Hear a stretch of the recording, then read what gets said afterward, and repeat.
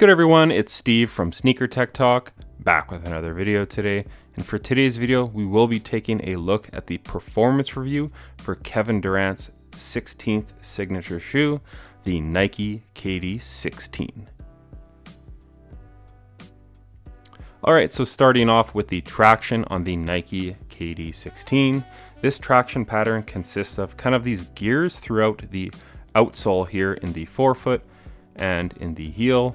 And how this traction pattern perform, it's a multi-directional traction pattern, and the grooves are actually pretty deep. At the rubber compound, in my opinion, is actually decently firm. So on clean indoor courts, I don't think you're gonna have any issues with these. I really barely wiped at all, and these did have me covered. They did stick to the floor quite nice. On dirty floors, however, I did have to wipe every 2 or 3 plays because they were slipping just a little bit. So I would caution you on dirty floors. Outdoors, I actually think you could get away with these outdoors because they are pretty thick, like I mentioned, and the rubber compound being pretty firm. But overall, on clean floors or slightly dirty floors, I think you should be good in the Nike KD 16.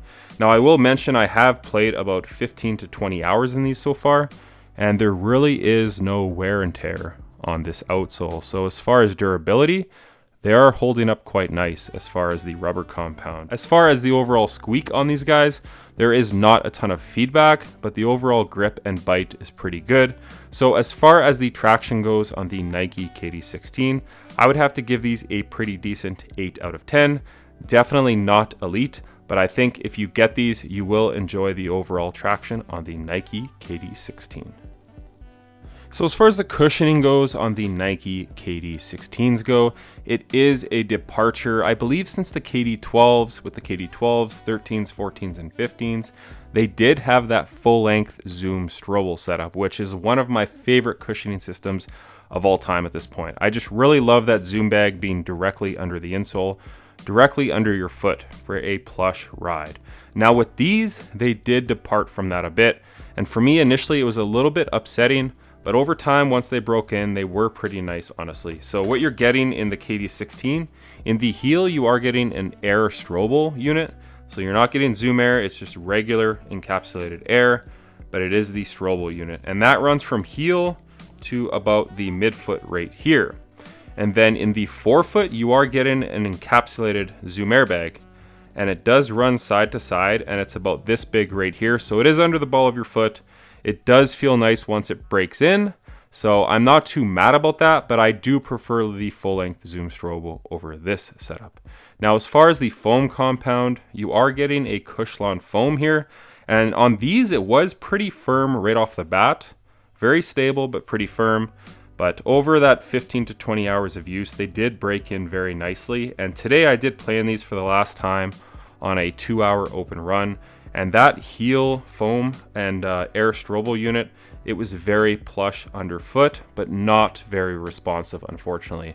You're getting all that responsiveness up front. In the heel, it's just very squishy. So if you like that feeling, you'll love these. If you want, I do also want to mention with that Zoom bag in the forefoot, you are sitting pretty close to the floor. And then the heel, you are raised up a little bit with that Cushlon foam and the air Strobel unit.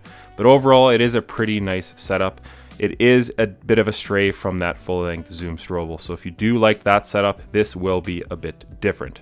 But as far as the cushioning goes, I'm going to have to give these an 8.5 out of 10. Definitely different than last year's and a lot of the previous Nike KD models, but it is still very nice underfoot, and you're really not lacking a ton of impact protection in the Nike KD 16. So as far as the fit goes in the Nike KD 16s, I did go with my usual size 10.5, and they did start out a little bit narrow. Not quite as narrow as last year with the KD 15s, but I did have some pinch points right here in the forefoot, but that did go away after about an hour or 2 of use. So as far as the fit though, it is a very much a 1-to-1 fit. My toe is basically right here at the end of the shoe where I like it. I do not like any dead space within a basketball shoe. They do have a very rigid and sturdy heel counter. So as far as the fit goes, it's a very snug 1-to-1 fit. For wide footers, I would caution you, these do taper in right here at the toe box. As you know, KD has a pretty narrow foot. So if you are a wide footer, I would say go up half a size. If you're an extreme wide footer, I would just say look somewhere else or maybe try them on a full size up. but they are pretty narrow to start out. But these materials here are pretty pliable with that mesh and kind of synthetic nubuck hits, so they do break in and stretch out a little bit. But I would say if you're a wide footer, definitely go up half a size. So as far as the fit goes, I have to give it a decent 8 out of 10. Also to do with the fit, these do have a half booty construction as far as the tongue and upper goes. The tongue is very padded, very plush. Same goes for the back of the shoe. There are no Achilles pillows, but it's very padded at the back of the Nike KD16. So no shortage of plush materials and thickness on the tongue and at the back of the shoe in the Nike KD16s. As far as the materials go, you have this kind of open cell mesh here at the back of the shoe. It is very perforated for extra breathability. And then right here at the back, you do have some synthetic nubuck. It does wrap all the way around and up the eye stay down to the toe box and around to the lateral side. Now this silver piping here is actually 3M. So when you're on court, it does shine pretty nicely, and it's definitely a cool look when you have these on foot and you look down and they're kind of shining. And then here at the toe box, you do have this just pretty cheap mesh here, nothing special, but it does break in quickly and it is pretty breathable. So you do have a wide variety of materials. Now on the tongue, you do have more of a screen mesh material here. It's not overly breathable, but it is very padded on the tongue. So you will have no lace pressure if you do crank these down very tight.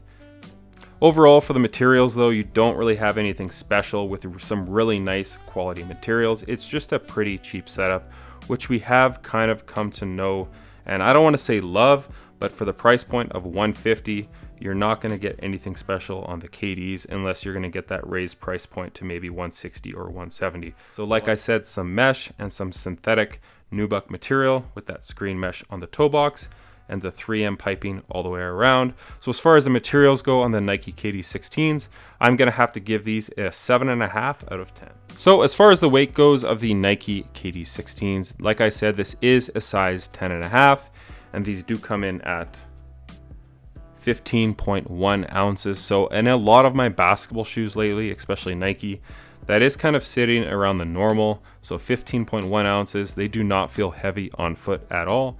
So in my opinion, the weight is a non-factor in the Nike KD16s. Now, as far as the support goes on the Nike KD16s, starting at the back of the shoe, you do have a plastic TPU internal heel counter. It's very sturdy and it does keep your foot in place and really give you that lockdown at the back of the Nike KD16s. Now, moving your way forward from that, you do kind of have this plastic TPU wing that does wrap up from the midsole up to the upper. So what that's doing is when you tie these up very tight, that is going to give you some lateral support here on this side, and it does wrap up on the medial side as well. So it's just offering some more rigidity in the upper of the Nike KD16s.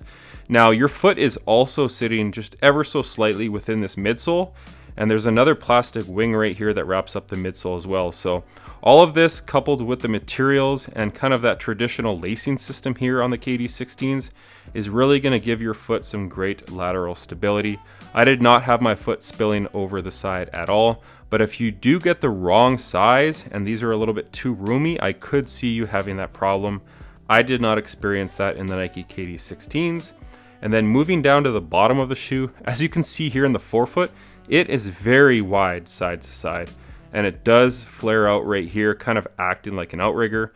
So this shoe does have a very wide and stable base, and it is slightly flat as well. It does curve up a little bit near the toe box, so it is a very sturdy base here on the Nike KD16s.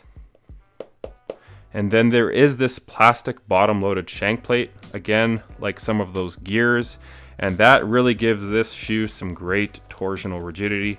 There still is some pretty good forefoot flex, but right here in the midfoot, it is going to be very sturdy and very stable. So in my opinion, they did kind of ramp things up in the support in the Nike KD16s. I didn't have any issues at all on hard lateral cuts or even landing on people's feet in the Nike KD16s. I did go up for a couple jumpers, landed on some people's feet, and I just had a fantastic lockdown supportive shoe here in the Nike KD16s. Let me know what you guys think as far as the support goes, but for me, this shoe kind of ticks all the boxes in the support. So as far as the support goes, I'm gonna have to give these a very solid 9.5 out of 10. So that's going to do it for today's video on the Nike KD16 performance review. Again, this shoe retails for $150 USD, 190 here in Canada. Let me know what you guys think of this shoe. The only letdown initially was the cushioning system, having that air Strobel unit in the heel and then the forefoot encapsulated Zoom airbag. I would prefer for this shoe to have the full length Zoom Strobel, but I know Nike is kind of doing a couple different things as far as just differentiating shoes from the last model to the next. So I wouldn't say the model was getting stale with the full length Zoom Strobel, but I can see why they did want to change things up a little bit. And it's definitely still a very nice and plush cushioning system. As far as the traction goes, it was very reliable. Materials are pretty decent for the price point, and the support in the Nike KD16, at least for me, having that very snug 1-to-1 fit, were fantastic. So that's going to do it for today's video. As always, if you guys can like, comment, and subscribe, that does help the channel a ton. And check out my Instagram over at Sneaker Tech Talk, as it is an extension of my YouTube channel with all my pickups, basketball footage, and nostalgia as a whole. As always, thanks for watching today's video, and until next time, peace.